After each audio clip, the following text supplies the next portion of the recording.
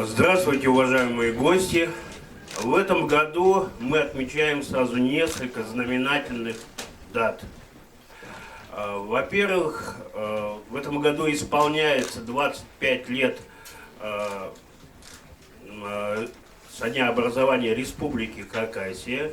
Во-вторых, 25 января этого года уже исполнилось 100 лет со дня рождения выдающегося общественного деятеля, писателя, ученого Николая Григорьевича Доможакова.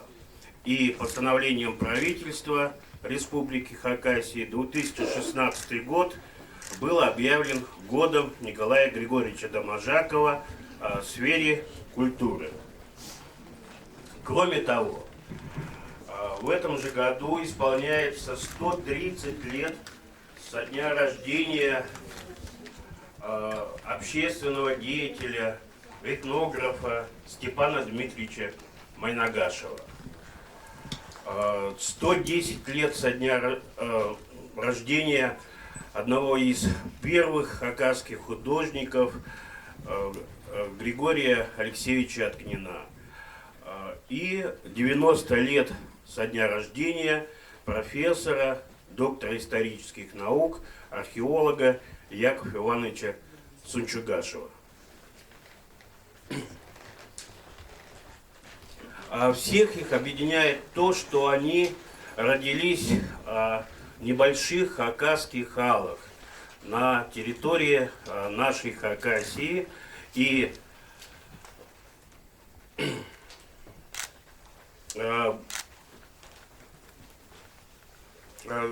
эти алы так талантливо описал в своем романе Николай Григорьевич Доможаков. Так в атмосфере гармонии с природой родились и выросли 4 алыпа хакасской интеллигенции. Сегодня нашему вниманию представлена выставка Хакасского национального краеведческого музея имени Леонида Романовича Кызласова «Великие сыновья далеких алов».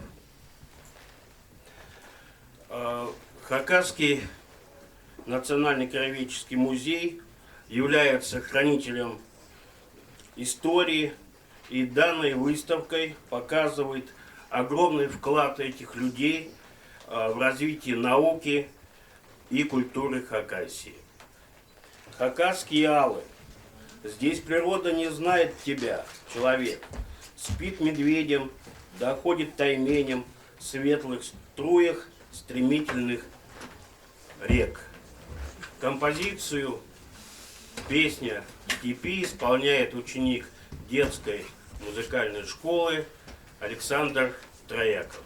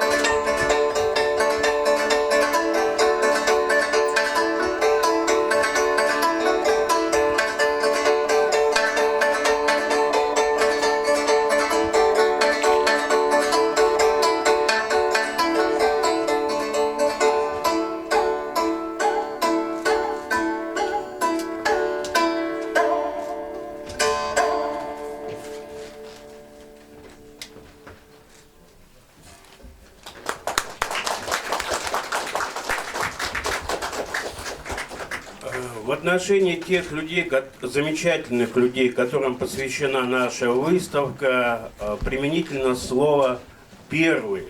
Они были первыми во многих областях науки и культуры. А сейчас я вас хочу познакомить с жизнью и деятельностью Степана Дмитриевича Майнагашева, чье имя несправедливо было на долгие годы или подверглось умолчанию. Степан Дмитриевич Майнагашев родился в Али-Иресов в 1886 году. Это сейчас Аскийский район. Большой многодетной семье, но получил образование. Сначала он закончил духовную семинарию, учился на юриста в Московском частном университете, Народном университете Шанявского, и параллельно занимался этнографическими исследованиями. Был очень тесно знаком с очень многими тюркологами, этнографами, и они попросили его совершить такие научные поездки, экспедиции по территории Хакасии, в результате которых Степаном Дмитриевичем Майнагашевым было сделано более 400 фотографий. Это 1913-1914 годы. Сейчас этот архив находится в Санкт-Петербурге, в музее этнографии и антропологии имени Петра Великого. В Пушкинском музее находятся восковые валики с записями музыки народной, песен, сделанные также Степаном Дмитриевичем Майнагашевым. И можно сказать, что Степан Дмитриевич это первый хакасский этнограф. Кроме того, Степан Дмитриевич Майнагашев был и общественным деятелем. Он стоял у истоков создания кооперативов. В 1917 году по его инициативе был проведен первый съезд хакасского народа, а потом и последующие, на которых приняты были исторические решения. Во-первых, это решение о создании хакасской автономии. Во многом это заслуга Степана Дмитриевича Майнагашева.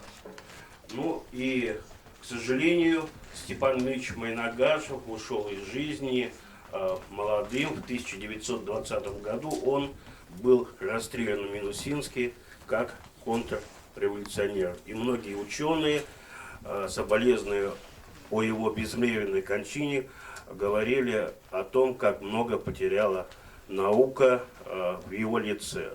Он мог бы стать талантливейшим ученым. Но здесь вот у нас уже представлены в экспозиции его публикации немногочисленные, которые он успел сделать при жизни.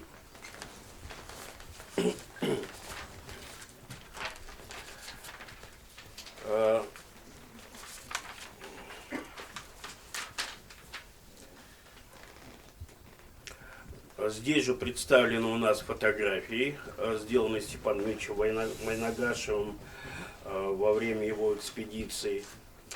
Художником шелковой кисти называют Григория Алексеевича Откнина. Григорий Алексеевич родился в Вале Откнин, а сейчас этого вала не существует. Он находился на левом берегу реки Абакан. Ну, возможно, это где-то район сейчас села Чапаева. И школу закончил в селе Усть-Абаканском. Происходил из качинцев и уже юношей стал в своем родном Мале одним из самых искусных вышивальщиков.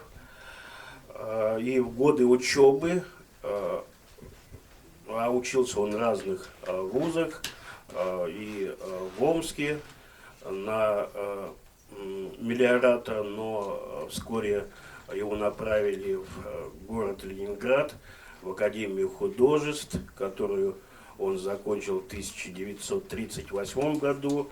И здесь Григорий Алексеевич увлекся портретной вышивкой. Вот этот уникальный метод здесь на нашей выставке представлен его работами из фондов нашего музея и из фондов Минусинского музея. Слово о творчестве Григория Алексеевича я хочу предоставить преподавателю кафедры декоративно-прикладного искусства Хакасского государственного университета имени Катанова Наталье Тимофеевне Фитиной. Пожалуйста. Вот, кажется, совсем недавно был 86-й год, когда была юбилейная выставка этого известного в Хакасии художника, мастера художественной вышивки. И прошло снова так много времени, что мы здесь чувствуем его совершенно другой замечательный юбилей. Ну, дело в том, что мне так повезло, что я именно в этот момент начала свою деятельность в области преподавания искусства.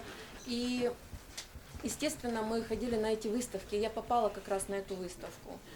Но вот как-то я до того момента не встречалась с таким искусством, как портретная художественная вышивка. И, конечно, мы все были потрясены.